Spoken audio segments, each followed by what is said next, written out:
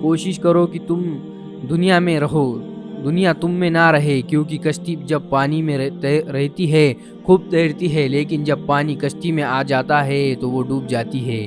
ساری دنیا کے سارے لوگ تجھے اپنے فائدے کے لیے چاہتے ہیں، صرف تیرا رب ہی ہے جو تجھے تیرے فائدے کے لیے چاہتا ہے۔ اگر کوئی آپ کی فکر کرتا ہے تو اس کی قدر کرو، کیونکہ دنیا میں تماشائی زیادہ ہے اور فکر کرنے والے بہت کم۔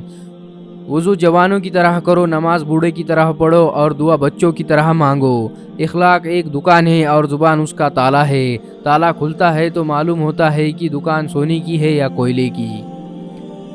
تمہارے منہ سے نکلنے کی ایک گالی تمہارے قبر میں ایک ایسا بچھو پیدا کرتی ہے جس کے ایک مرتبہ کاٹنے سے انسان 70 ہاتھ زمین میں دھس جاتا ہے۔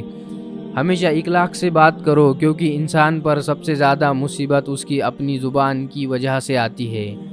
جس زبان سے جھوٹ نکلنا بند ہو جائے، اس زبان سے نکلی ہوئی ہر دعا قبول ہوتی ہے۔ جو شخص آپ کی قدر نہیں کرتا، اس سے چپ چاپ دور ہو جانا ہی بہتر ہے۔ جب گناہ کے باوجود بھی اللہ کی نعمتیں مسلسل تجھے ملتی رہے تو تم ہوشیار ہو جانا کہ تیرا حساب قریب ہے اور سخت ترین ہے۔